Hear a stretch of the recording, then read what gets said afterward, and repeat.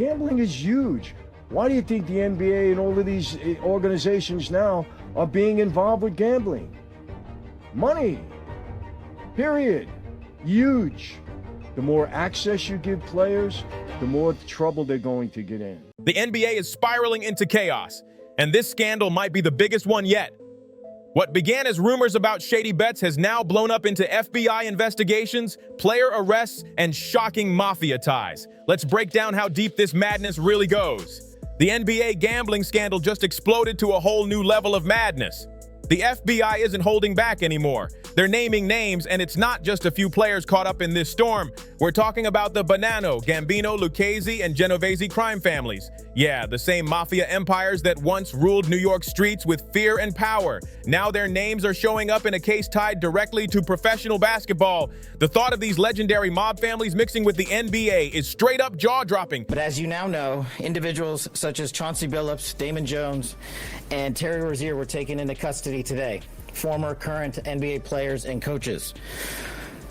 What you don't know is that this is an illegal gambling operation and sports rigging operation that spanned the course of years. But here's what they're not telling you. The mainstream media is downplaying it like it's just a few bad apples. But once you dig into these indictments, you start realizing it's way deeper than that. Those names you keep hearing, Chauncey Billups, Terry Rozier, and Damon Jones, might only be the surface of something much darker. Because come on, there's no way something this massive goes down without people higher up in the NBA knowing what's happening.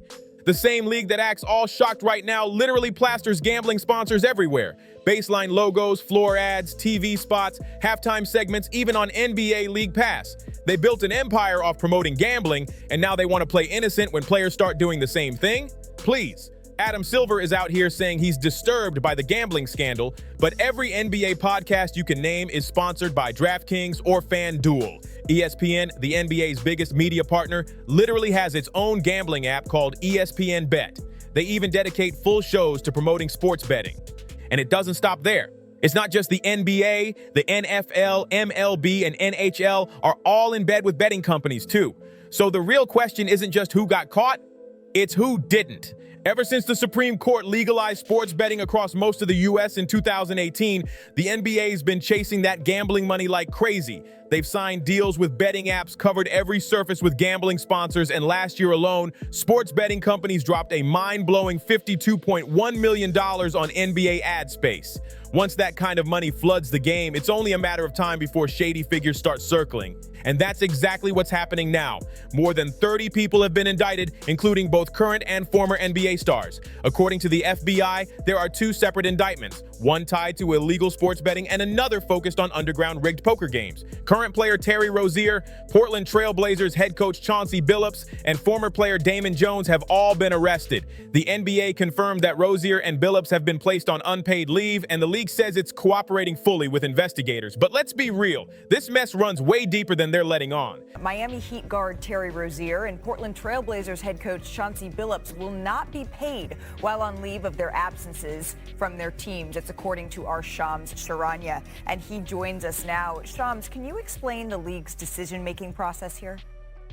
Malika, the NBA talked to all parties involved, the Heat, the Trailblazers, other officials, and landed on the decision today to pull both Terry Rozier and Chauncey Billups' salaries. It's essentially, Malika, an unpaid administrative leave. So that's $26.6 million for Terry Rozier and $7 million for Chauncey Billups. But here's where it gets really wild. Authorities are now saying that several high-ranking members of New York's most notorious mafia families were also arrested in this same explosive operation.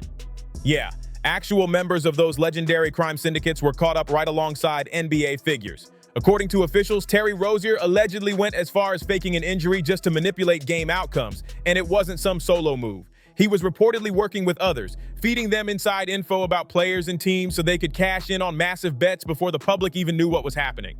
Investigators claim the group wagered hundreds of thousands of dollars on these fraudulent bets, and that's just one side of the story. In another connected case, Chauncey Billups and several others are accused of running rigged underground poker games backed by organized crime bosses. They allegedly scammed victims out of millions using hidden tech like X-ray poker tables, pre-marked cards, and even contact lenses that could spot the marks. It was a setup from the start. The house always won. The technology allegedly used in the scheme is like something out of Mission Impossible. The FBI says the suspects used special glasses and contact lenses that could read invisible markings on cards. Casino security expert Sal Piasante showed us some of the technology. I can't tell you what that top card is, but if I pop in contact lenses, or if I'm wearing my poker glasses, when you look at that card through that filter, you'll see what that card is.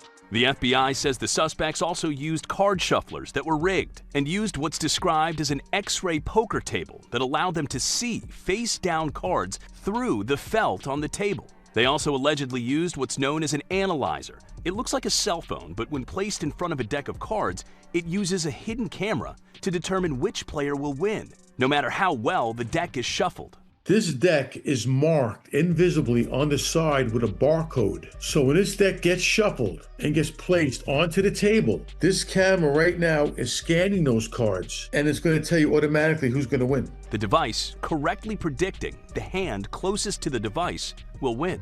And you win with a full house, 3s and 5s. Experts say the sophisticated scheme shows that the Mafia has modernized. There's still a lot we don't know, and that's what makes this story so explosive. Officials haven't revealed who the victims are, and none of the defendants have entered their pleas yet. The silence is loud, and it's making people wonder what's being hidden. Because let's be honest, when something this big breaks, there's always more under the surface. Right now, rumors are swirling that other players, famous entertainers, and even powerful insiders could be tied to this scandal once the next wave of information drops. And here's the part that really flips this into movie-level drama. The FBI claims this isn't just about a few shady bets or poker games gone wrong. They're saying La Cosa Nostra itself had its hands in it. Yeah, we're talking about the Bonanno, Gambino, Lucchese, and Genovese crime families, the same ones that ruled the New York underworld for decades through illegal gambling, extortion, and racketeering. These are names straight out of mob history books, and now they're being linked to professional basketball. The idea that those same mafia families might be influencing modern sports, that's straight up chilling. When the feds mention La Cosa Nostra, they're talking about the original blueprint of organized crime, the old school Italian mafia network that gave birth to the American Italian families we know today. In New York, that empire was split between 5 powerful families, the same 5 that have ruled the city's underground since the 1930s, running everything from rackets to labor unions. And now, decades later, the FBI says 13 members and associates from 4 of those families have been indicted in this insane NBA gambling scandal. Most people thought the mafia's influence died out back in the 80s when the government locked up bosses and corporations replaced the streets as the new money machines.